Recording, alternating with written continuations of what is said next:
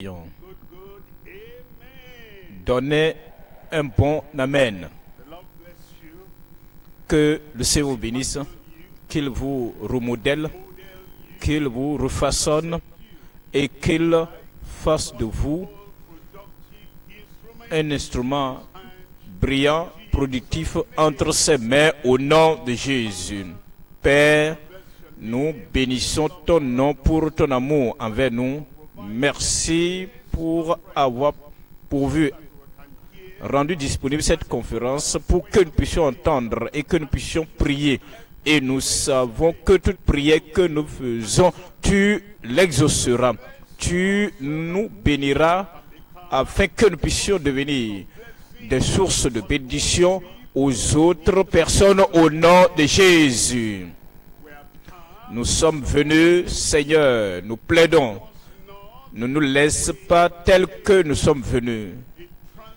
Une transformation dans toutes les vies qui nous amènera à accomplir ta volonté, accomplir ton œuvre et te plaire en toutes choses que nous faisons, afin que cette œuvre prospère entre nos mains. Merci Seigneur. Au nom de Jésus, nous prions. Que Dieu vous bénisse, vous pouvez vous asseoir. Nous considérons le premier message aujourd'hui. Et cela est tiré dans Actes chapitre 1 à partir du verset 1. Actes chapitre 1, verset 1. Les Édith Théophile, j'ai parlé dans mon premier livre de tout ce que Jésus a commencé de faire et d'enseigner dès le commencement. Verset 2. Jusqu'au jour où il fut enlevé au ciel, après avoir donné ses ordres par le Saint-Esprit aux apôtres qu'il avait choisis. Aux apôtres qu'il avait choisis. Verset 3. Verset 3, il dit, après qu'il eut souffert, il leur apparut vivant et leur en donna plusieurs preuves, se montrant à eux pendant 40 jours et parlant des choses qui concernent le royaume de Dieu. Maintenant dans le verset 4 dit, comme il se trouvait avec eux, il leur recommanda de ne pas s'éloigner de Jérusalem, mais d'attendre ce que le Père avait promis.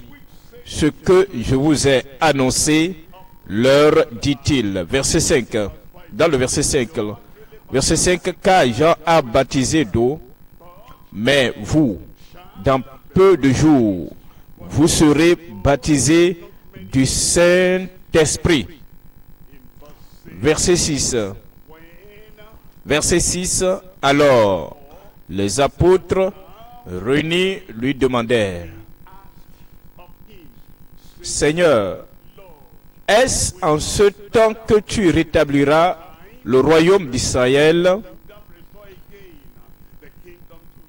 Est-ce en ce temps que tu rétabliras le royaume d'Israël? Verset 7. Il leur répondit, ce n'est pas à vous de connaître les temps ou les moments que le Père a fixés de sa propre autorité. Verset 8. Mais vous recevrez une puissance, le Saint-Esprit survenant sur vous, et vous serez mes témoins à Jérusalem, dans toute la Judée, dans la Samarie et jusqu'aux extrémités de la terre. Ici, nous voyons le commencement des actes des apôtres, l'introduction. Christ a passé une période de temps exposant, expliquant et révélant le royaume de Dieu au peuple d'Israël, afin que Israël puisse prendre cette parole pour être son porte-parole, pour porter ce message du royaume au reste du monde. Et Luc a écrit la bonne nouvelle, l'évangile du royaume. Il a écrit à Théophile. Pour Théophile maintenant, cela a été préservé depuis Théophile pour nous. Matthieu l'a écrit, Marc l'a écrit et Jean nous donne également ce récit. Il dit que nous devons maintenant poursuivre parce que tout ce que nous avons lu à Matthieu, Marc, Luc et Jean, ce sont les œuvres que Jésus a commencé de faire et d'enseigner. Il avait des œuvres, il avait les doctrines, il avait également la manifestation de la puissance de Dieu, mais également il avait des miracles. Le message, maintenant, le Seigneur ayant été mis à mort pour nos péchés et maintenant ayant obtenu l'évangile, la bonne nouvelle du salut pour tout le monde sur terre, il est ressuscité d'entre les morts. Il s'est apparu à ses disciples, aux apôtres. Maintenant, il les recommissionne et il nous recommissionne pour prendre la parole qu'il a prêchée, à prendre les miracles qu'il a accomplis pour aller donner cela à tout le monde sur la terre. Il leur a dit, et à la fin de Matthieu chapitre 8, il dit, allez enseigner à toutes les nations. À la fin du livre de Marc, il dit, allez prêcher la bonne nouvelle à toute la création.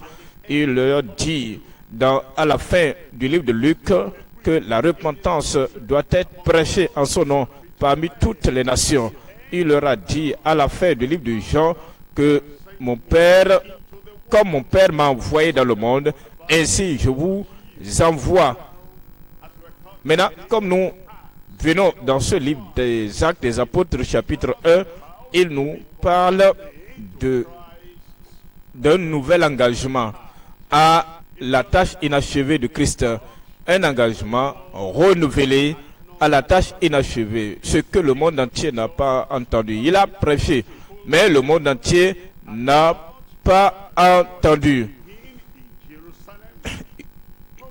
Il devait commencer à Jérusalem, aller en Judée, aller dans la Samarie et maintenant aller partout dans le monde, jusqu'à ce que l'évangile atteigne tout le monde entier. Le message que nous considérons ce soir est intitulé l'engagement renouvelé. L'engagement renouvelé à la tâche inachevée de Christ. Il y a trois choses à considérer. Premier point, c'est la compréhension de son enseignement exceptionnel. La compréhension de son enseignement exceptionnel. Deuxième point, c'est le commandement pour l'attente non conventionnelle. Le commandement pour l'attente non conventionnelle. Troisième point, la consécration pour la tâche inachevée. Voyez le premier point. Premier point, la compréhension de son enseignement exceptionnel. Il nous dit en Actes chapitre 1, verset 1. Actes chapitre 1, verset 1. Acte 1, verset 1. Théophile, j'ai parlé dans mon premier livre de tout ce que Jésus a commencé de faire et d'enseigner dès le commencement. De tout ce que Jésus a commencé de faire et d'enseigner. L'enseignement singulier, l'enseignement exceptionnel, l'enseignement sans précédent, l'enseignement jamais entendu. Quand vous considérez toute l'ancienne alliance, tout l'Ancien Testament, depuis Genèse jusqu'à Malachie, ce que Jésus a apporté était exceptionnel. C'était hors pair, c'était inconnu, jamais entendu. Et nous devons avoir la compréhension de cela avant que nous ne puissions nous recommissionner, réengager à cette œuvre. La grande tâche, vous voyez ce point qu'il a commencé. Vous voyez ce qu'il a commencé? Il a commencé, mais il n'a pas fini.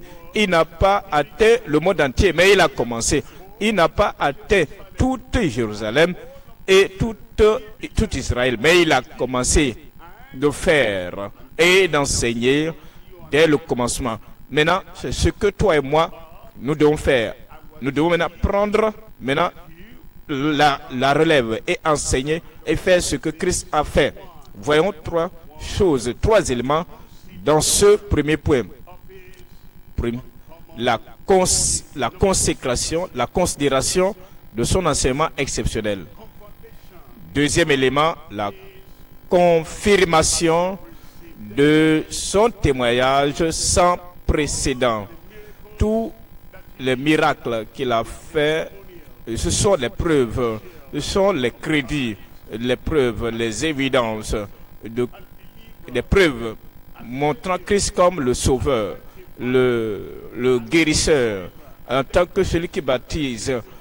Vous voyez, les preuves comme les attestations, c'est la confirmation de ces preuves sans précédent. Il allait pour guérir. Christ, il était le Messie. Troisième élément, la concentration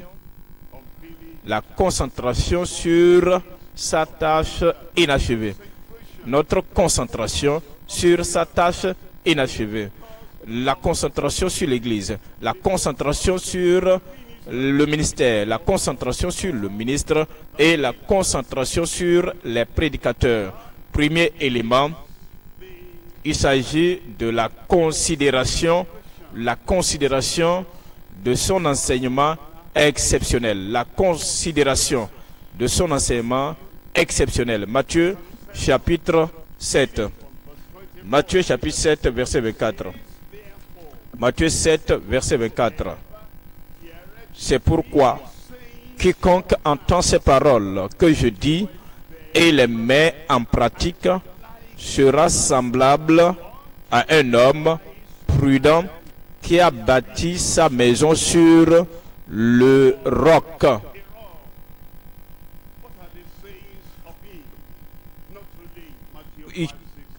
Ce n'est pas seulement dans Matthieu, mais nous voyons ses propos dans tout son ministère. Il a parlé de la repentance et de quiconque entend cela et le pratique sera un homme prudent.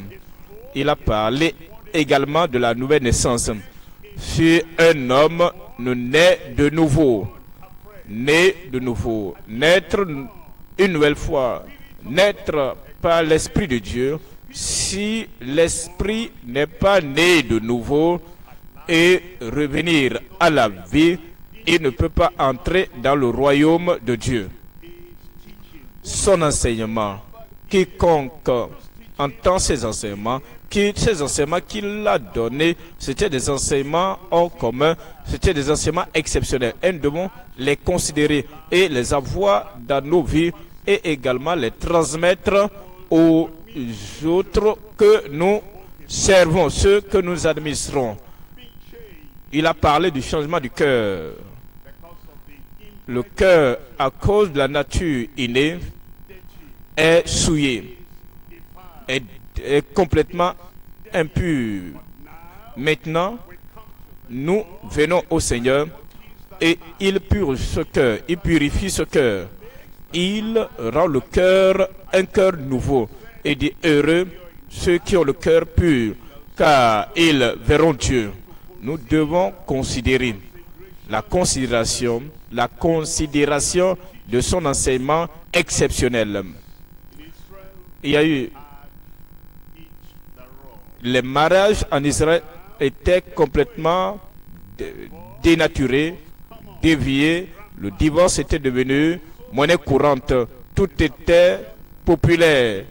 La tromperie, la haine, la colère et le fait de répudier, tout cela était une pratique courante parmi les Israélites.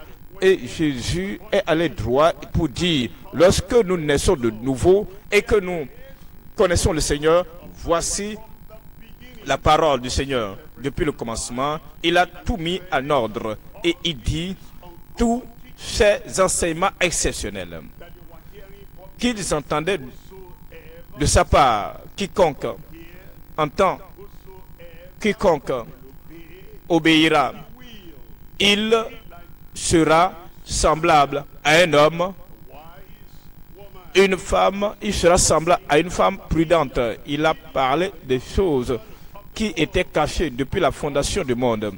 Et tous ces enseignements devaient être considérés.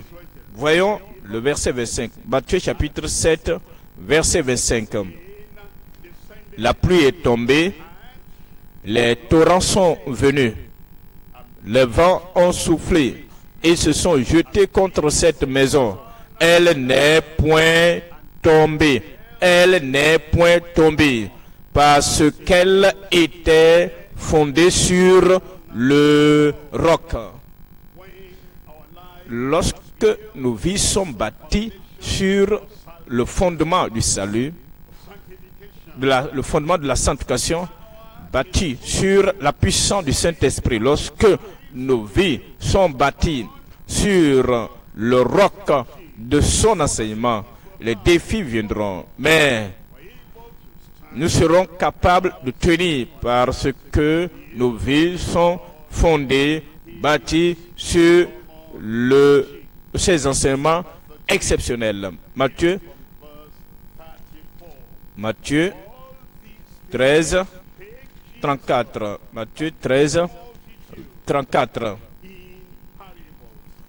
Jésus dit à la foule toutes ces choses en parabole. Il ne lui parlait point sans parabole.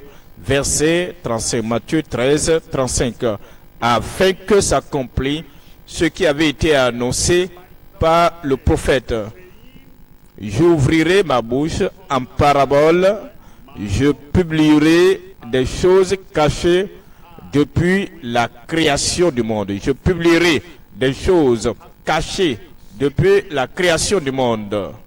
Des choses cachées depuis la création du monde. C'est ce que Jésus est venu faire. Il est venu pour révéler les choses qui étaient cachées depuis la création du monde. Cela veut dire les enseignements, la doctrine, l'exposition. Vous n'allez pas trouver dans aucun autre livre de l'Ancien Testament. Mais il est venu pour accomplir l'Ancien Testament. Il a parlé, il a appliqué et il a donné la signification, la compréhension profonde de l'Ancien Testament au message du Nouveau Testament. Mais également, il a mis l'accent sur les choses qui étaient cachées depuis la création du monde. Romains chapitre 16, verset 25. Romains 16, verset 25. Romains 16, 25. Romains 16, 25. À celui qui peut vous affermir selon mon évangile, la bonne nouvelle, la révélation et la prédication de Jésus-Christ, l'apôtre, les disciples, après que Christ est allé au ciel, maintenant ils ont pris sur eux l'enseignement, la prédication de Jésus-Christ selon la révélation, conformément à la révélation du mystère. C'est le mystère, c'est ce mystère qui était caché, que personne ne connaissait pas. Mystère caché pendant des siècles. Alors, ce que nous apprenons dans les évangiles, ce que nous apprenons dans les actes des apôtres, ce que nous apprenons dans les épîtres et ce que nous apprenons dans le livre de révélation de l'Apocalypse, cela va au-delà de tout ce que nous connaissions avant que Christ ne vienne. C'était des choses qui étaient cachées pendant des siècles. Voyez le verset 26. Verset 26, mais manifesté maintenant, caché avant, mais maintenant manifesté par les écrits des prophètes, d'après l'ordre du Père éternel, et porté à la connaissance de toute toutes les nations. Porter à la connaissance de toutes les nations, afin qu'elles obéissent à la foi. Ces choses qui étaient cachées, maintenant, sont révélées. Et comme nous venons à cette conférence des ouvriers, comme vous voyez, la révélation, l'exposition, des choses que vous ne connaissiez pas peut-être avant, vous ne les avez jamais entendues avant, vous n'allez pas les jeter à l'air, vous n'allez pas jouer avec ces choses parce que vous ne les avez pas connues. Ces choses vous étaient cachées avant, depuis le commencement de votre vie chrétienne, malgré vos efforts chrétiens. Mais maintenant, Christ, par son esprit, est en train de vous les révéler. Considérez cela, c'est exceptionnel, c'est inconnu, c'est jamais entendu et vous devez les considérer. Deuxième élément, la confirmation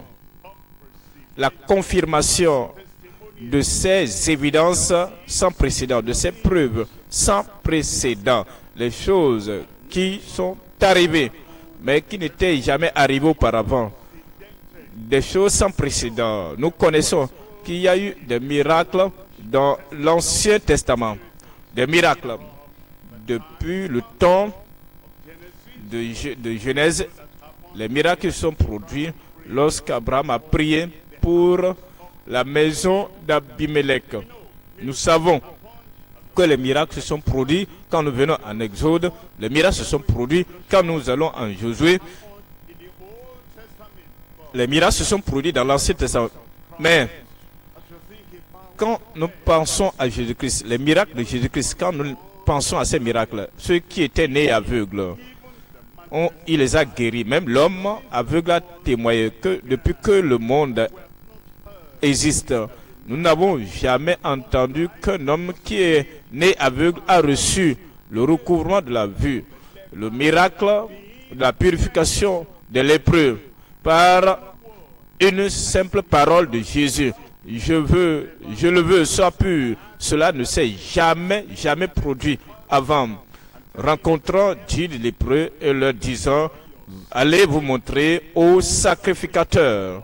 Et comme ils allaient en route, les 10, sans exception, ont été purifiés et ont été ainsi guéris.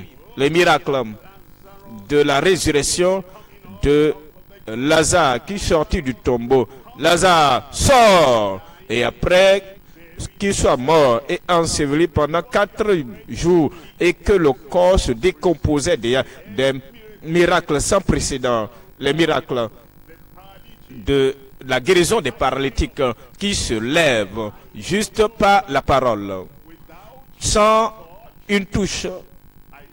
Je te le dis, lève-toi. Et immédiatement, à l'instant, il se leva. Et les gens disent, nous n'avons jamais vu pareille chose. Ainsi, ce que Jésus a fait, c'était sans précédent. Et c'était les preuves. C'était là des choses confidentielles qu'il a faites. Et c'était également des choses d'accréditation de sa vie en tant que Messie. Matthieu chapitre 2 verset 11. Matthieu chapitre 2 verset 11. Il dit, je te le dis. Il dit, lève-toi et prends ton lit et rentre dans ta maison. Et immédiatement, il se leva et prit son lit. C'est Marc 2, 11. Il se leva et puis à l'instant, il se leva, prit son lit et sortit en présence de tout le monde, de sorte qu'ils étaient tous dans l'étonnement et glorifiaient Dieu, disant, nous n'avons jamais rien vu de pareil. Marc 2, 11 et 12. Nous avons lu le livre de l'Ancien Testament, nous les avons étudiés, examinés, nous avons entendu de la part de nos pères ce que Dieu a fait dans l'ancienne alliance. Mais ce miracle, la manière dont il s'est produit, nous n'avons jamais rien vu de pareil. Matthieu chapitre 11, Matthieu chapitre 11, verset 4. Matthieu 11, verset 4. Jésus leur répondit, allez rapporter à Jean ce que vous entendez et ce que vous voyez. Verset 5. Dans le verset 5, les aveugles voient, les boiteux, plusieurs aveugles, pendant 3 ans et demi, ont reçu leur guérison. Cela ne s'est pas produit pendant les 40 ans de miracles, les 40 ans ministériels de Moïse dans l'Ancien Testament. Les aveugles voient, comme Élie était aussi puissant. Cela n'est jamais arrivé dans le ministère d'Élie. Aussi puissant que Ésaïe soit-il, Ézéchiel soit-il, Jérémie soit-il, Jérémie le prophète et tous les prophètes, cela ne s'est jamais produit. Cela est sans précédent parce que les aveugles voient, les boiteux marchent, les lépreux sont purifiés, les sourds entendent, les morts ressuscitent, et la bonne nouvelle est annoncée aux pauvres. Verset 6. Dans le verset 6. Heureux celui pour qui je ne serai pas une occasion de chute. Heureux celui pour qui je ne serai pas une occasion de chute. En Jean chapitre 7, verset 24. Jean chapitre 7. Ouvrons nos Bibles. En Jean chapitre 7, verset 24. Il dit, ne jugez pas selon l'apparence, mais jugez selon la justice. Il a évalué son enseignement, sa parole, ses œuvres. Il a évalué ses témoignages. Il ne devait pas juger par l'apparence. Si le professeur qui s'était repenti pendant le temps des prophètes de l'Ancien Testament, qu'en est-il de Christ? Tout ce que Christ a fait, que personne ne peut jamais faire. Voyez ce qu'il a enseigné. Personne ne peut enseigner comme lui. Voyez sa puissance transformatrice par laquelle il a transformé les cœurs et les vies des gens. Jamais pareille chose n'est arrivée dans le passé. Il dit maintenant, jugez d'une manière mature et jugez d'une manière spirituelle. Et faites un jugement selon la justice. Jean chapitre 8. Jean chapitre 8, verset 24. Jean 8, 24. C'est pourquoi je vous ai dit que vous mourriez dans vos péchés. Car si vous ne croyez pas ce que je suis, vous mourrez dans vos péchés. Vous voyez tous ces crédits, toutes ces affirmations, ces confirmations, ces témoignages, les choses exceptionnelles. Vous entendez les choses jamais entendues auparavant et vous pouvez témoigner à propos des choses sans précédent que aucun autre prophète, aucun autre enseignant n'a jamais fait. Il devait croire. Est-ce que vous croyez au prophète de l'Ancien Testament? Vous devez croire aussi en lui, que je suis celui qui est le sauveur, sans quoi vous mourrez tous dans vos péchés. Nous abordons le troisième élément. Troisième élément, c'est la concentration. Maintenant, cela nous revient maintenant de nous concentrer. Notre concentration sur la tâche inachevée. Il est dit en Matthieu chapitre 28, Matthieu 28, verset 18, c'est pourquoi nous sommes des ouvriers. C'est pour cette raison que nous sommes des disciples. C'est pour cette raison que nous sommes des ministres de Dieu. Ce que notre concentration L'objet de notre concentration maintenant, nous devons examiner cela. Vous devez examiner votre ministère, examiner votre œuvre, vous devez examiner vos activités. Sur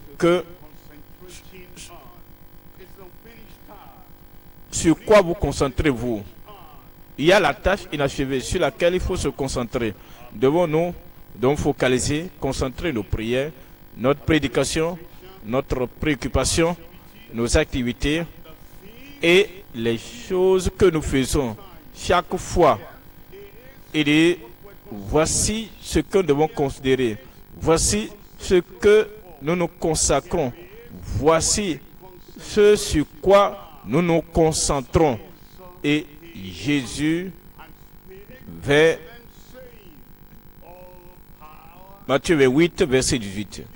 Jésus s'étant approché, leur parla ainsi. Tout pouvoir m'a été donné dans le ciel et sur la terre. Verset 19. Allez, faites de toutes les nations, enseignez dans votre nation, enseignez en Israël, enseignez dans les nations voisines et enseignez dans les nations éloignées. Enseignez, faites de toutes les nations des disciples. Voici maintenant notre concentration. Les baptisant au nom du Père, du Fils et du Saint-Esprit. Voyez le verset 20. Et enseignez-leur à observer tout ce que je vous ai prescrit. Et enseignez-leur à observer tout ce que je vous ai prescrit. Ce n'est pas seulement enseigner uniquement sur le salut et la guérison, c'est enseigner toutes choses. Ce n'est pas que vous devez vous concentrer sur seulement les bénédictions physiques et la délivrance. Ces choses sont bonnes et en font partie, mais enseignez-leur à observer tout ce que je vous ai prescrit. Il ne s'agit pas de se concentrer uniquement sur le succès personnel, la joie personnelle et les valeurs familiales. Non, c'est vrai que cela fait partie des bénédictions, mais il faut enseigner tout ce que je vous ai prescrit. Et dit, voici, je suis avec vous tous les jours jusqu'à la fin du monde. Il veut que nous puissions poursuivre, continuer cette tâche inachevée. Il nous veut poursuivre parce qu'il a commencé à enseigner toutes choses et jusqu'à la fin. En Jean chapitre 17. Jean 17, verset 16. Jean 17, verset 16. Ils ne sont pas du monde, comme moi je ne suis pas du monde. Ils ne sont pas du monde, comme moi je ne suis pas du monde. Il dit, mon royaume n'est pas de ce monde. Est-ce que c'est en ce temps que tu vas restaurer le royaume à Israël? Ne vous souciez pas de cela. Le Père détient tout cela dans ses mains. Mais vous recevrez une puissance. Le Saint-Esprit surviendra sur vous. Et vous serez mes témoins à Jérusalem, dans toute la Judée, dans la Samarie et jusqu'aux extrémités de la terre. Ils ne sont pas de ce monde. Comme ils comprenaient alors, ils comprennent qu'il y a des gens qui sont en charge de l'amélioration du monde, qui sont missionnés pour aider à rendre le monde meilleur, plus qu'il ne l'est maintenant, économiquement, psychologiquement, politiquement, sur le plan technologique et sur le plan humanitaire. Mais Christ a dit, je vous donne une mission spéciale que tous ces autres aspects, toutes ces autres missions, sociales, les choses ne pourront pas suffire. Mais vous êtes dans le monde, vous n'êtes pas du monde. Verset 17. Sanctifie-les par ta vérité, ta parole est la vérité. Verset 18. Comme tu m'as envoyé dans le monde, tu m'as envoyé dans le monde pour sauver les perdus. Et tu m'as envoyé dans le monde pour les faire sortir des ténèbres et les amener dans la lumière. Comme tu m'as envoyé dans le monde pour révéler la bonne nouvelle qui était cachée depuis la création du monde. Comme tu m'as envoyé dans le monde pour apporter, amener les gens, faire sortir les gens du péché, les arracher de la main de Satan et les amener à Dieu. Comme tu m'as envoyé dans le monde, je les ai aussi envoyés dans le monde. Je les ai aussi envoyés dans le monde.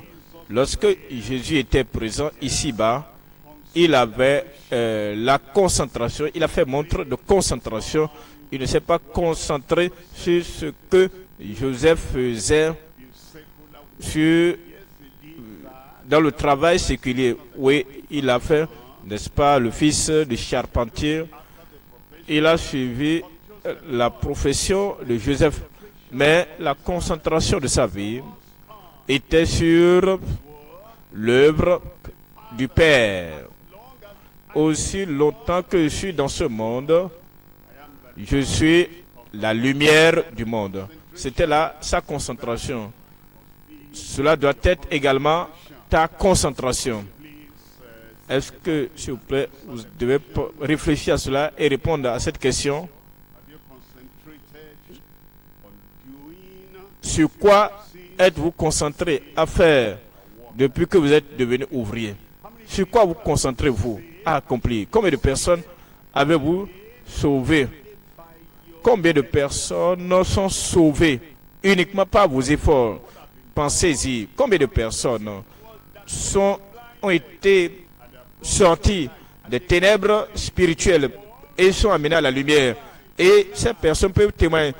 Avant, j'étais aveugle, maintenant je peux voir à travers ton ministère. Que diriez-vous? Que dites-vous? Je fais ceci, je fais cela.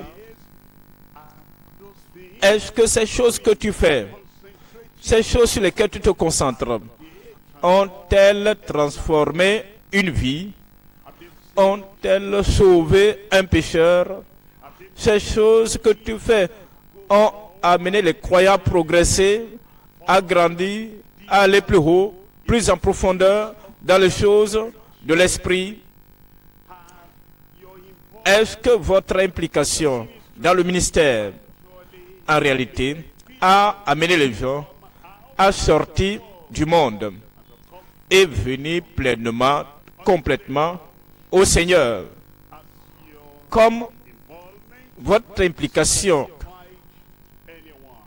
est-ce que votre implication a sanctifié quelqu'un? Est-ce que votre implication a stabilisé quelqu'un? Est-ce que votre implication dans le ministère a illuminé quelqu'un sur les choses du royaume? La raison pour laquelle nous sommes venus à cette conférence, c'est pour nous examiner, pour maintenant avoir la concentration sur la tâche inachevée. Nous abordons le deuxième point. Deuxième point, le commandement. Le commandement pour l'attente non conventionnelle. Le commandement pour l'attente non conventionnelle. Voyons Actes chapitre 1, versets 4 et 5. Actes des apôtres, chapitre 1, verset 4 et verset 5. Voyez ce qu'il nous dit. Comme il se trouvait avec eux, il leur recommanda. Est-ce que vous croyez que là où 2 ou 3 sont assemblés à mon nom, je suis là, au milieu d'eux? Est-ce que véritablement vous croyez? Est-ce que de tout cœur vous croyez en cela? Que comme nous sommes venus ensemble, à la conférence des ouvriers que Christ est ici. Si vous le croyez, cela va se faire voir. Cela va affecter votre concentration sur ce qu'il dit à son Église. Cela va affecter votre réaction, votre réponse à ce qu'il dit à son Église. Cela va affecter la manière dont vous priez et votre attitude à la prière. Cela va affecter votre compréhension sur ce type de rassemblement que nous avons. Il dit maintenant, comme il se trouvait avec eux, il leur recommanda de ne pas s'éloigner de Jérusalem, mais d'attendre ce que le Père avait promis. Ce que je vous ai annoncé, leur dit-il. Verset 5. Car Jean a baptisé d'eau, mais vous, dans peu de jours, vous serez baptisés du Saint-Esprit. En Luc chapitre 24, verset 49. Luc 24, verset 49. Et voici, j'enverrai sur vous ce que mon Père a promis. Mais vous, restez. Je vous envoie la promesse de mon Père sur vous. Le niveau de respect, le niveau d'honneur que vous avez pour le Père va être reflété dans la manière dont vous espérez la promesse que le Père est en train d'envoyer. Le niveau de votre honneur pour le Père va démontrer, va se faire voir dans votre attitude d'attendre ce que le Père doit envoyer. Il dit, et voici, j'enverrai sur vous ce que mon Père a promis, mais vous, restez à Jérusalem. Ici, il dit, restez dans la ville de Jérusalem jusqu'à ce que vous soyez revêtus de la puissance d'en haut. Il y a 3 éléments à considérer. Premier élément, le fruit de l'attente avant les efforts, avant le travail, le dur labeur. Deuxième élément, c'est l'échec dans le bavardage sans l'attente. Troisième élément, la foi pendant l'attente avec la soif. Vous avez soif, vous soupirez, vous désirez, vous soupirez après ce que Christ, notre Sauveur et Sanctificateur, veut nous envoyer depuis le trône du Père. Nous considérons le premier élément, le fruit de l'attente avant le dur labeur. Il nous est dit, il est dit en Ésaïe chapitre 40, Ésaïe 40, verset 28. Ésaïe 40, verset 28. Ne le sais-tu pas? Ne l'as-tu pas appris? C'est le Dieu d'éternité, l'Éternel, qui a créé les extrémités de la terre. Il ne se fatigue point, il ne se lasse point. On ne peut sonder son intelligence. Il dit, on ne peut sonder son intelligence. Verset 29. Dans le verset 29, il donne de la force à celui qui est fatigué. Après que nous avons travaillé, bossé et que nous sommes fatigués, nous avons la fatigue, l'épuisement. Mais maintenant, comme nous venons au Seigneur, il donne de la force à ceux qui sont fatigués. Il augmente la vigueur de celui qui tombe en défaillance. Il dit, les adolescents se fatiguent, ceux qui paraissent avoir plus d'énergie, plus de force, plus de puissance que les personnes âgées. Même les adolescents se fatiguent et se lassent. Et les jeunes hommes chancellent. Ils travaillent, ils œuvrent sans se reposer, sans attendre pour la puissance de Dieu. Verset 31. Mais ceux qui se confient, ouais, regardez, ce n'est pas seulement se confier, ce n'est pas seulement attendre, c'est attendre le Seigneur. Ceux qui attendent, ceux qui se confient à l'Éternel, renouvellent leur force. Votre force sera renouvelée. Votre puissance, votre flamme, votre feu seront rallumés, ravivés au nom de Jésus. Si vous êtes en train d'être fatigué, si vous êtes épuisé, et ça paraît comme si je suis même fatigué, je ne pense pas que je veux continuer. Par la grâce de Dieu, tu continueras. Le découragement est parti au nom de Jésus. Le désespoir est ôté au nom de Jésus.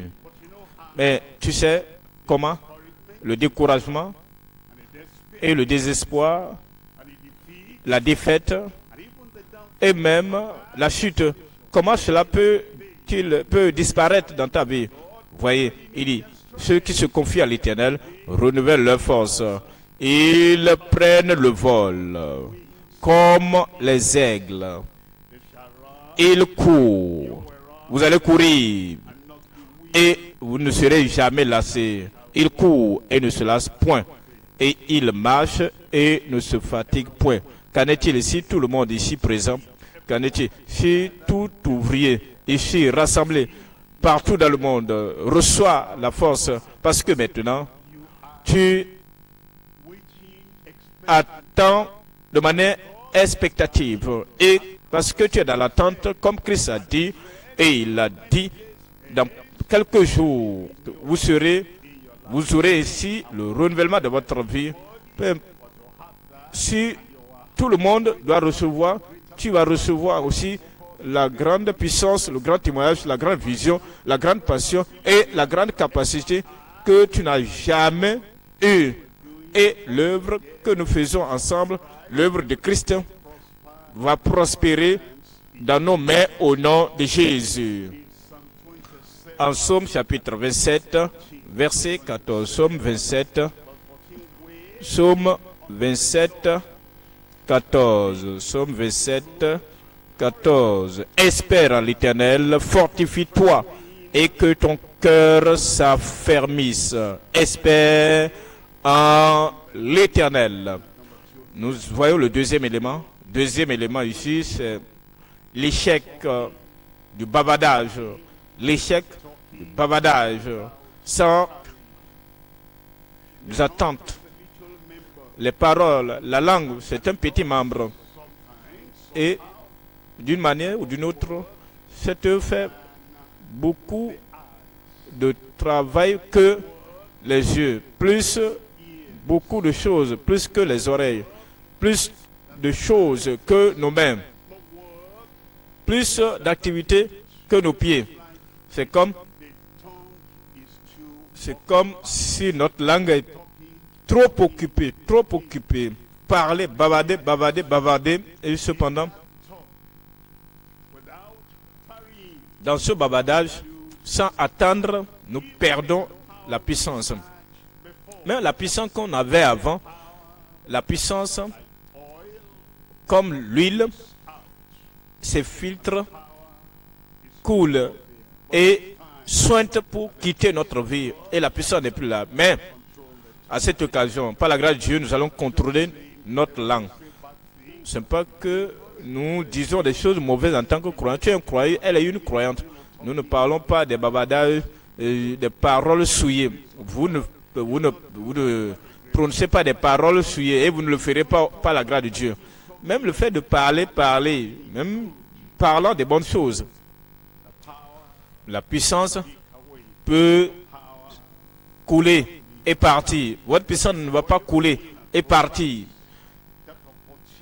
Proverbe chapitre 14, 23. Proverbe 14, 23. Proverbe 14, 23. Tout travail procure l'abondance, mais les paroles en l'air ne mènent qu'à la disette. Tout travail procure l'abondance, mais les paroles en l'air ne mènent qu'à la disette. Nous voyons le troisième élément ici. Troisième élément, c'est la foi pendant l'attente, avec soif, avec la soif. La foi pendant l'attente, avec la soif. Nous venons à la retraite des ouvriers. C'est la raison pour laquelle nous attendons. Nous écoutons les messages. Et si nous avons 5 minutes pour prier, alors prions sincèrement. Si nous avons 10 minutes pour la prière ou 15 minutes, peu importe, prions vraiment sincèrement. Le Seigneur exaucera votre prière.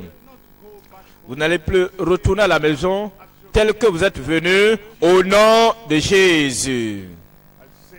Ésaïe, chapitre 44, verset 3.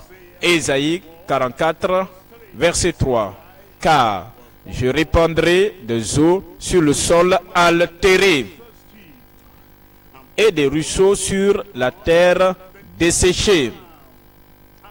Je répandrai mon esprit sur ta race et ma bénédiction sur tes rejetons. J'attendais votre amen là-bas. Jean, chapitre 7, verset 37. En Jean, chapitre 7, verset 37. Le dernier jour, le grand jour de la fête, Jésus, se tenant debout, s'écria: si quelqu'un a soif, ça, il s'agit là de la condition, mon frère, il s'agit là de la condition, ma soeur. Si quelqu'un a soif, vous devez avoir de la soif. Vous n'êtes pas juste ici parce que, oui, on nous a dit de venir, je suis venu. Hein. Non, tu es un homme sage, une femme sage. Si vous quittez ces choses précieuses, vous avez laissé les choses précieuses à la maison et que vous êtes venu ici, c'est parce que vous espérez quelque chose. Votre attente ne sera pas vaine. Et il dit que nous devons avoir la soif. Vous devez être assoiffé. Vous avez la requête de prière, vous avez des désirs, vous voulez la force, vous voulez la puissance et vous voulez le succès dans le ministère. Dieu merci, vous l'aurez. Mais considérez ceci: si quelqu'un a soif, qu'il vienne à moi et qu'il boive. Verset 38, verset 38.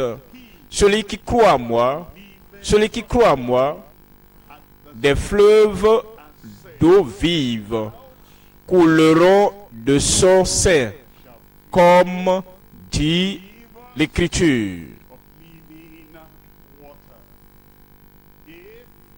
Si des fleuves d'eau vive doivent couler de notre sein, de mon sein, comment puis-je me sentir faible? Comment puis-je me sentir sec? Si mon homme intérieur, mon esprit à l'intérieur de moi devient la source de eau vive, je serai rafraîchi, je serai au repos, je serai heureux, je serai une bénédiction aux gens autour de moi, parce que les fleuves d'eau vive coulent au travers de moi vers les gens autour de moi. Verset 39, il dit cela de l'esprit que devaient recevoir ceux qui croiraient en lui, car l'esprit n'était pas encore, parce que Jésus n'avait pas encore été glorifié.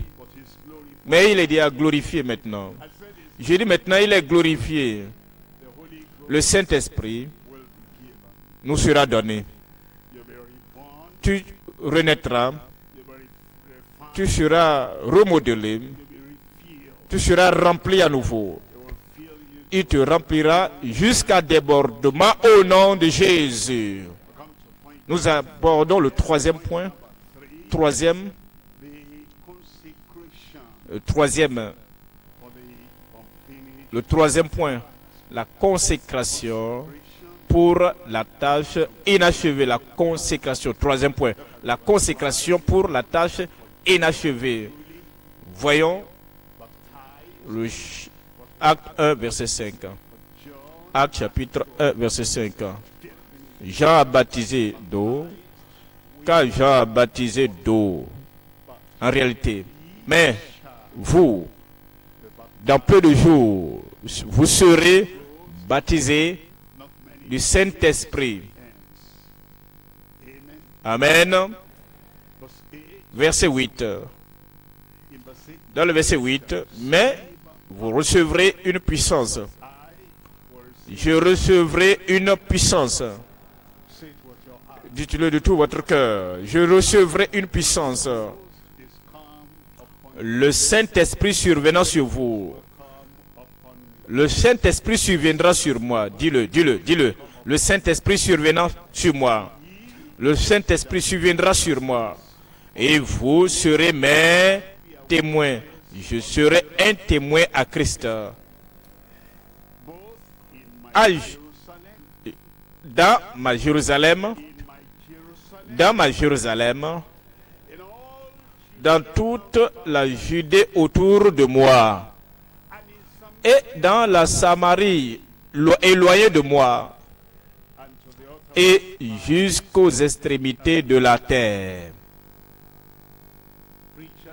Prédicateurs, avec une nouvelle puissance, seront suscités pendant cette conférence. Des évangélistes, avec des opérations, la puissance qui opère les miracles.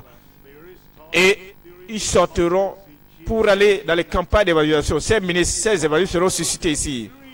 Tous ces rêves que tu avais, et tu te vois prêchant à des multitudes et amenant des multitudes à Christ. La puissance descendra sur toi maintenant, pendant cette conférence, au nom de Jésus. Tu as été fidèle dans l'église locale, dans le district, dans le groupe. Maintenant, le temps est arrivé pour toi, pour que tu atteignes d'autres extrémités de la terre. Ce n'est pas seulement destiné à Pierre, à André. Je ne vous ai pas entendu. Ce n'est pas seulement pour Pierre et André, ni Jean.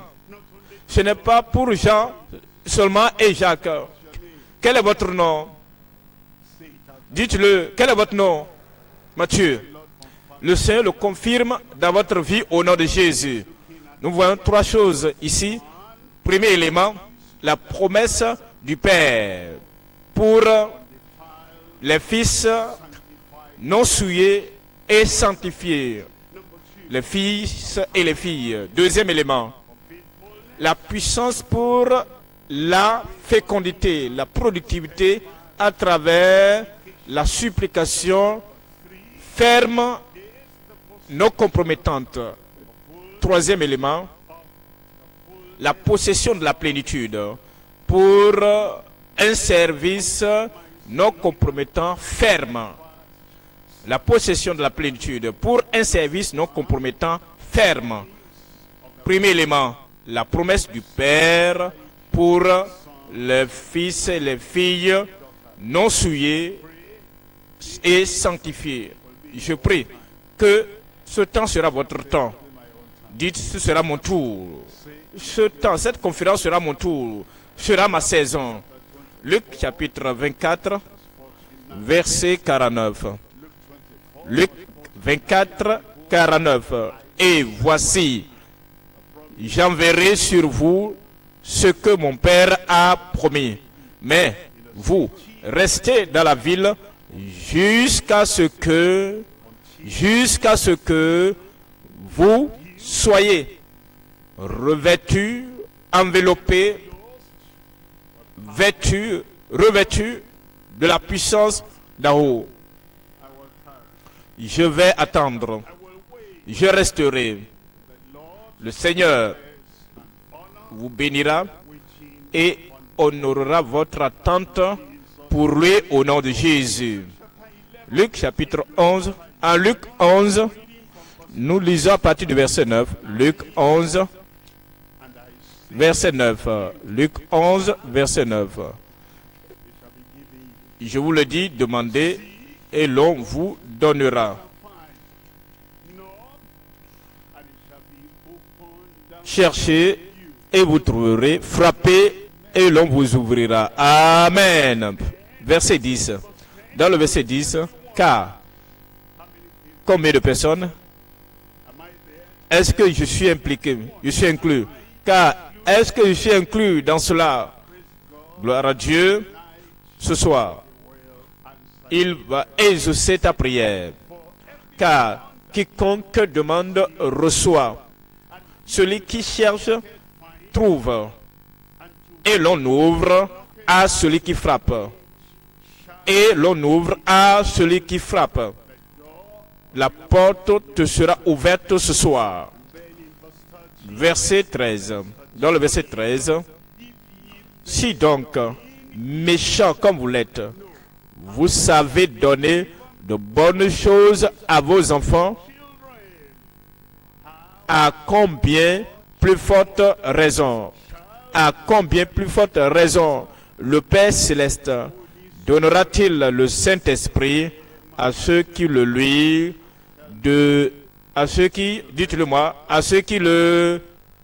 dites-le-moi, lui demandent. Allez-vous demander, il vous en donnera. Voyons le deuxième élément. Deuxième élément, c'est la puissance. La puissance de la productivité, de la fécondité, à travers une supplication ferme, inébranlable. Lorsque nous prions et que nous sommes fermes, nous sommes inébranlables, cela sera accompli. Je dis, cela sera fait. Actes, chapitre 4, verset 31. Acte 4, 31. Acte, chapitre 4, verset 31. Quand Jésus priait, le lieu où ils étaient assemblés trembla.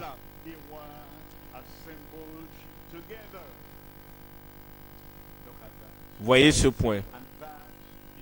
Et c'est ce que Dieu espère. Quand nous prions, nous ouvrons nos bouches et nous parlons. Nous ne cherchons pas à crier au-dessus de tout le monde, mais nous déversons notre cœur devant le Seigneur. Nous répandons notre cœur devant le Seigneur. Et quand nous prions, nous ne prêchons pas le message à nous-mêmes encore. Debout là, méditant, murmurant, méditant, réfléchissant, essayant de nous rappeler, de nous rafraîchir la mémoire sur les différents points. Non, comme nous entendons le message, et vraiment que nous sommes passionnés, et nous sommes assoiffés, et nous désirons, nous voulons que l'attente de ces choses, nous voulons que ce que nous avons entendu dans le message, que cela soit transféré dans notre vie. Ainsi, nous prions avec ferveur. Il dit, quand ils eurent prié, le lieu où ils étaient assemblés trembla. S'ils étaient calmes, silencieux, méditants, et que personne n'entendait aucune voix audible, d'autres, la puissance du ciel ne serait pas venue. La puissance de l'Église primitive revient maintenant sur cette conférence des ouvriers. Cette puissance vient sur toi. Mon frère, ma soeur, je dis la puissance de l'Église primitive vient sur toi. Et lorsque tu vas quitter, même ce soir après la prière, tu verras et tu vas sentir la puissance à l'intérieur de toi. Et dès ce soir, désormais, là où tu avais échoué, là où tu as échoué auparavant, tu réussis. Là où tu avais prêché et il n'y avait pas de réaction, les gens vont maintenant réagir favorablement à toi. Et tu seras un ministre, un représentant à succès de Christ au nom de Jésus. Maintenant, lorsque ils eurent prié, le lieu où ils étaient assemblés tremblant. Maintenant, ils furent tous remplis du Saint-Esprit. Et ils annoncèrent la parole de Dieu avec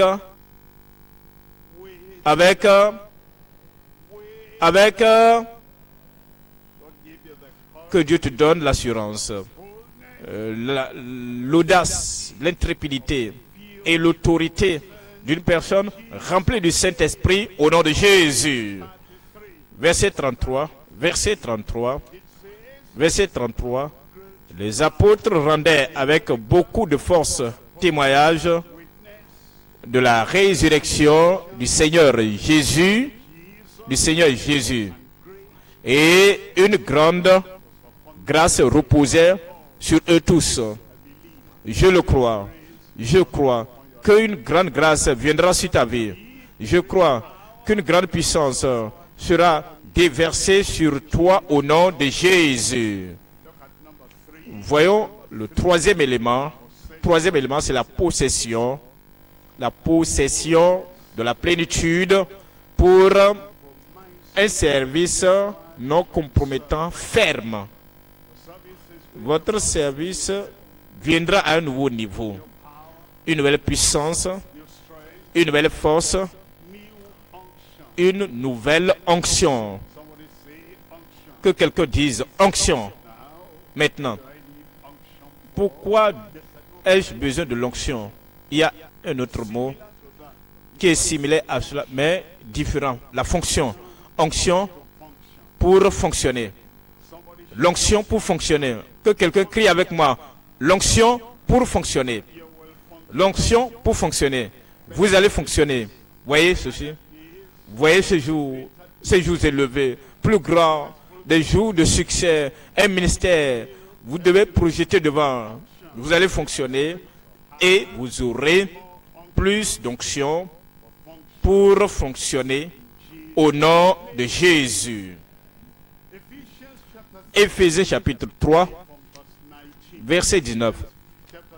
Éphésiens chapitre 3, verset 19. Et connaître l'amour de Christ, vous connaîtrez cet amour de Christ dans une plus grande mesure. Et connaître l'amour de Christ qui surpasse toute connaissance, en sorte que vous soyez remplis jusqu'à toute la plénitude de Dieu. Toute la plénitude de Dieu. Votre coupe ne sera pas vide ce soir.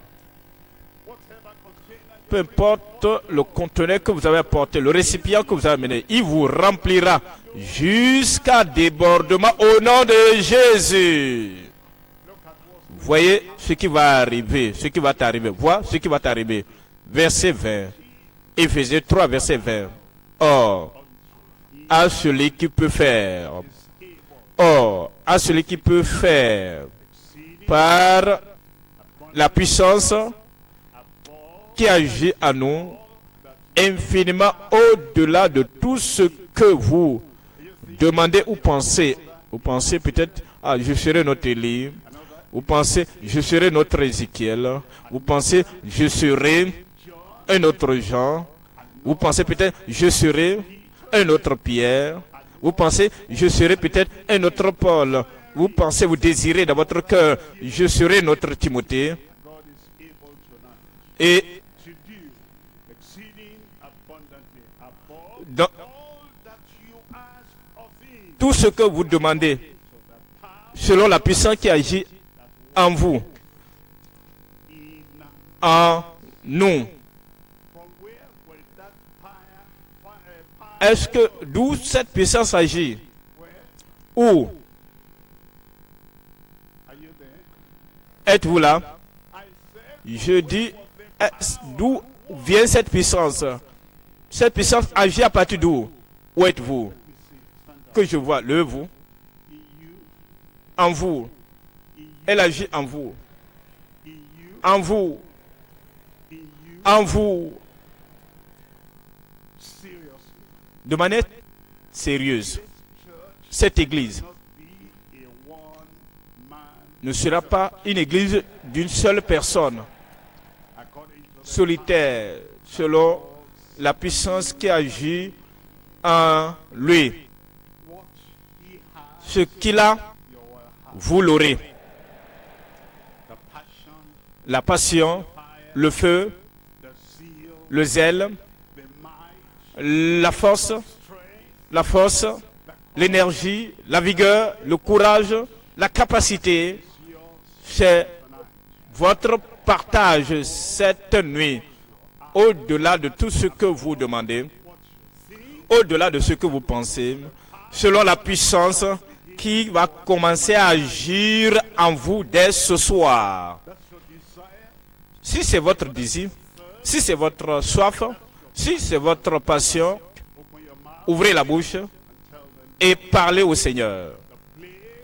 La place, le lieu était ébranlé quand ils ont prié. Et avec une pleine assurance et une grande puissance, la grande puissance est venue sur eux. Vous êtes le prochain candidat pour avoir accès à cette puissance même ce soir. Vous êtes le prochain candidat pour posséder la puissance sur votre vie. C'est votre partage. Il va vous changer en un autre homme, il va vous changer en une autre femme, et la puissance de l'Esprit venant sur vous. Le Seigneur vous attend. Le Seigneur vous attend, le Seigneur t'attend, l'Église t'attend également, et le monde entier t'attend. Que cette onction, l'onction pour fonctionner, vienne maintenant sur toi d'une manière jamais vue. Prie. Dieu exaucera ta prière.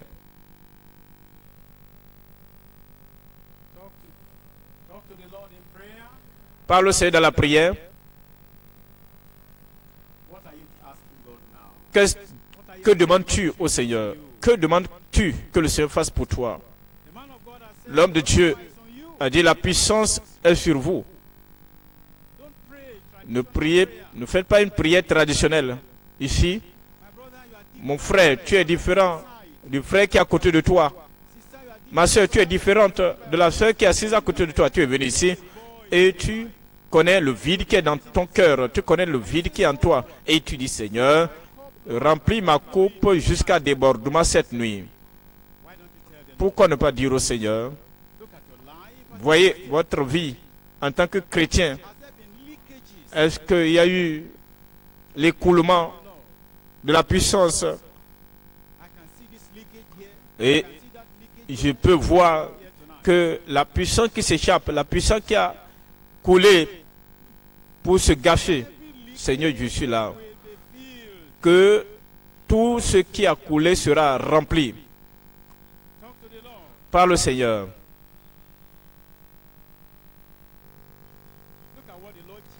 Vous voyez ce que le Seigneur Jésus a fait quand il est venu.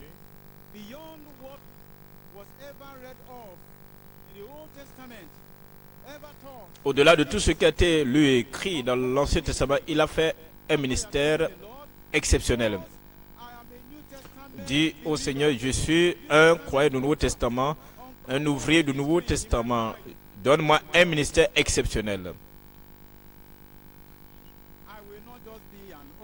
Je ne serai pas juste un dirigeant de cellule ordinaire. Je ne serai pas un dirigeant de zone ordinaire. Plus jamais. Je ne serai plus une coordinatrice de femmes ordinaire. Je ne serai plus un pasteur ordinaire. Plus jamais. Toutes ces faiblesses, Seigneur, met fin à toutes ces choses. Est-ce que vous priez? C'est votre tour de demander.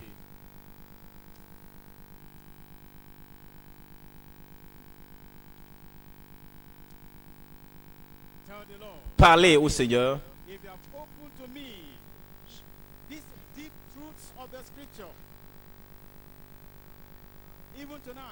Le Seigneur t'a révélé cette grande et profonde vérité. Il veut t'amener à un autre niveau, plus élevé. Seigneur, je monterai plus haut. Seigneur, j'atteindrai ce point que tu as fixé pour moi. Frère, est-ce que tu pries? Sœur, est-ce que tu pries? Parle au Seigneur. Voulez-vous être un autre homme, une autre femme après ce programme? Parlez au Seigneur. C'est mon désir. C'est ma prière. Priez.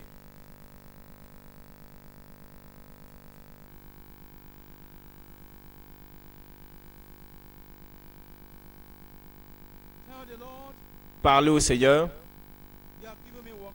Tu m'as donné une œuvre à faire, la tâche inachevée, et je ne peux pas faire face à cette œuvre en tant qu'un homme ordinaire, une femme ordinaire. C'est pourquoi je suis venu ici.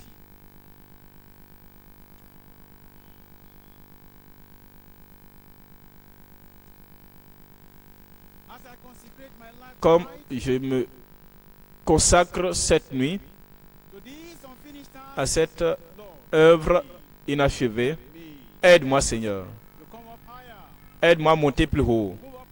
Aide-moi à avancer plus haut. Est-ce que vous priez, mon frère, ma soeur? Est-ce qu'il y a ces petits renards, ces petites choses qui te retiennent en arrière, qui te distraient, et tu dis, Seigneur, tu dois dire, Seigneur, je suis reconnaissant parce que tu les as enlevés, tu les as chassés de ma vie et je monte maintenant plus haut.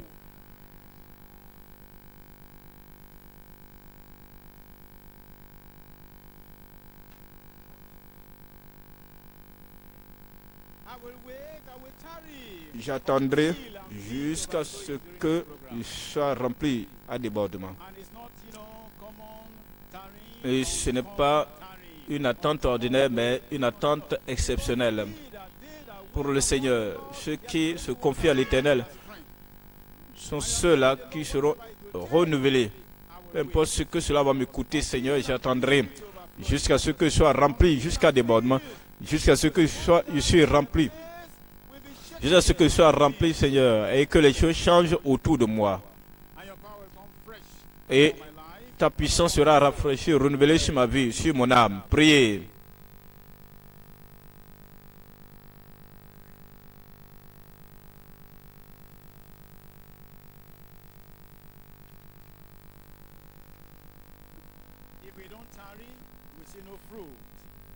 Si nous n'attendons pas, non pas avoir de fruits. Si nous attendons, il y a de fruits. Si nous attendons, il y a le fruit. Parlez au Seigneur.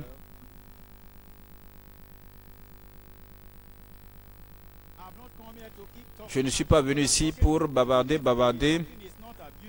Parler, même si ce n'est pas des paroles malsaines. Aide-moi, Seigneur.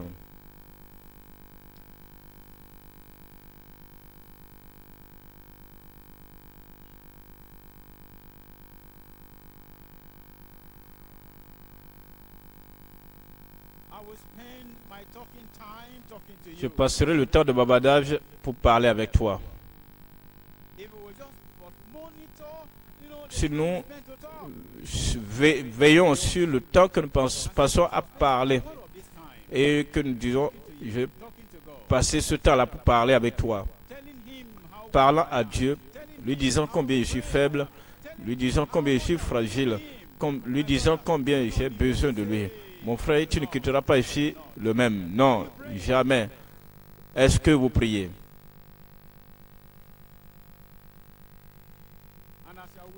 Et comme vous attendez le Seigneur, vous priez, vous attendez, vous le faites dans la foi.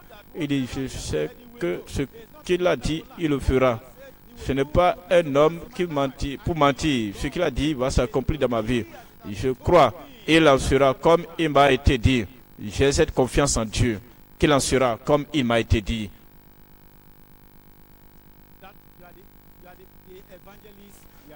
Tu es l'évangéliste qu'on attend maintenant. Tu es le prochain évangéliste qu'on attend. Tu es le prochain ministre qu'on attend. Tu es le prochain enseignant qu'on attend. Tu es le prochain prophète qu'on attend. Mets ton nom là-bas. Seigneur, comme tu utilises notre Père dans le Seigneur, tu m'utiliseras aussi. Je serai une lumière dans ma région, dans ma zone. Dans ce district, je brillerai. Priez. Parlez au Seigneur.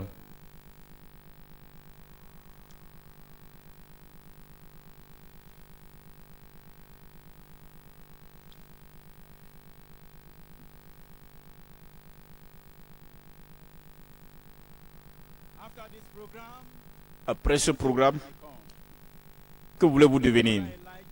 Un autre livre?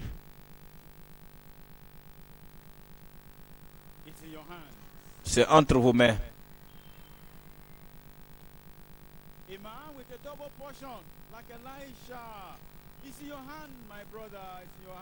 Désirez-vous la double portion comme Élisée? Tout relève de votre ressort. C'est votre responsabilité. Voici le commencement. Attendez. Les révélations profondes, exceptionnelles, vont nous parvenir. Vous parlez au Seigneur pour dire merci Seigneur pour ce commencement ce soir.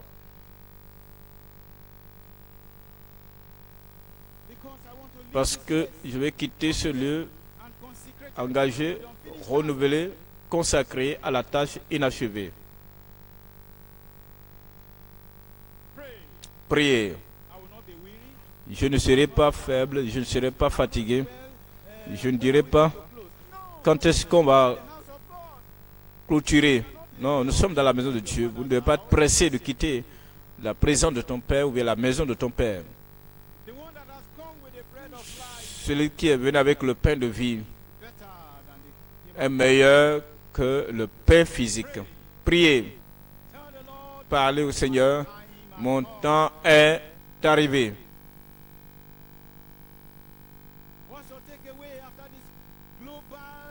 Quel sera ce que vous allez emporter avec vous? Quel sera votre emporté? Votre cadeau emporté? Seigneur, cela va s'accomplir. Je rentrerai avec, Seigneur, un emballage emporté de cadeaux. Du 28 au 31 mai, tu m'as visité et tu sais ce que le Seigneur fait dans ta vie et tu te rappelles du changement. C'est le témoin que le Seigneur va te donner. Ce sera jamais inoubliable dans ta vie. Prie.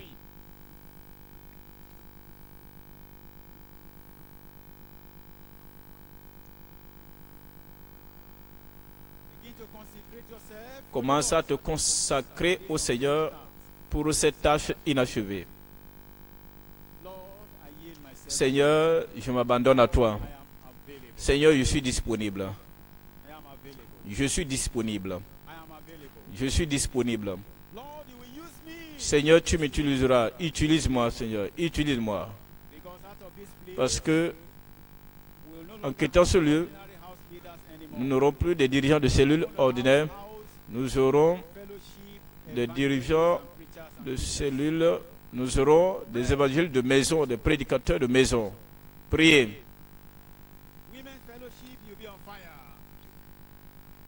La communion des femmes sera en feu. Et les femmes vont dire, où est-ce que notre dirigeante là est allée? Même si c'est les petits cœurs que tu diriges, ou bien la Kodati dirige les petits cœurs, les femmes seront touchées.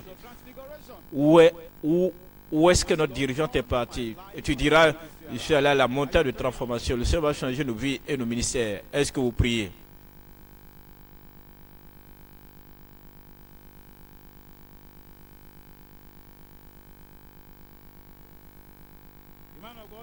l'homme de Dieu nous a dit, nous a parlé des prédicateurs avec une nouvelle puissance qui sera suscitée au cours de cette conférence. Est-ce que vous en faites partie? Cette prophétie va s'accomplir. Le Père a promis, comme vous vous consacrez et que vous êtes purgés, sanctifiés. Cette puissance qui agit en nous, agira en vous, agira en moi. Et la puissance du Saint-Esprit descendra pour saturer nos vies, pour nous remplir à débordement. Et nous aurons l'onction pour fonctionner. Cela veut dire que nous serons si revêtus de puissance que lorsque nous quittons ce lieu pour œuvrer pour Dieu, ce sera très doux, ce ne sera pas difficile. Priez par le Seigneur. Je quitte ce lieu avec la joie dans mon cœur. Je quitte ce lieu avec l'onction pour te servir, afin que je puisse fonctionner tel que tu le veux. Ayez confiance au Seigneur, il le fera au-delà, au-delà, au-delà, au-delà, infiniment au-delà de tout ce que vous demandez maintenant et de tout ce que vous pensez qu'il pourra faire pour vous. Parce qu'il y a cette puissance de Dieu qui agit en nous. Cette puissance ira avec nous. Au nom de Jésus, nous prions. J'ai dit au nom de Jésus, nous prions. Si vous êtes le frère ou la sœur sur qui l'homme de Dieu a prophétisé cette nuit, j'ai dit au nom de Jésus, nous prions. Notre Père, nous te sommes reconnaissants. Quelle soirée. Père, nous prions que cette prière ne va pas s'arrêter ici. Nous sommes venus sur la montagne de transfiguration, de transformation. Lorsque Pierre et Jean-Jacques sont allés sur la montagne de transfiguration, ils sont revenus transfigurés. La gloire de Dieu était sur eux. Père, nous prions que ta gloire rentre avec nous comme nous quitterons cette conférence au nom de Jésus. Seigneur, tu nous connais un à un. Peu importe ce qui doit être ôté de nos vies, fais-le, Seigneur. Ce qui a besoin d'être corrigé, Seigneur, fais-le. Ce qui a besoin d'être refaçonné, fais-le, Seigneur. Touche nos vies et change-nous au nom de Jésus. Nous te remercions pour ton serviteur. C'est juste le commencement. Voyez ce que tu nous as déjà donné. Nous sommes dans l'attente que de plus grandes choses, tu vas les déverser sur nous au nom de Jésus. Maintenant, Seigneur, remplis-le à nouveau jusqu'à débordement pour la gloire et l'honneur de ton nom. Jusqu'au temps où il nous regarde, nous pouvons voir l'impact. Quand il va nous regarder, il entend les témoignages à travers ici et les États, les nations, partout, il va recevoir les témoignages et cela va régir son cœur au nom de Jésus. Toutes les informations négatives, les choses qui sont passées avant que nous venions ici, ces choses seront conjuguées au passé. Nous te remercions pour les instants de notre prière. Au nom de Jésus, nous prions. Un très bon amen avant de vous asseoir.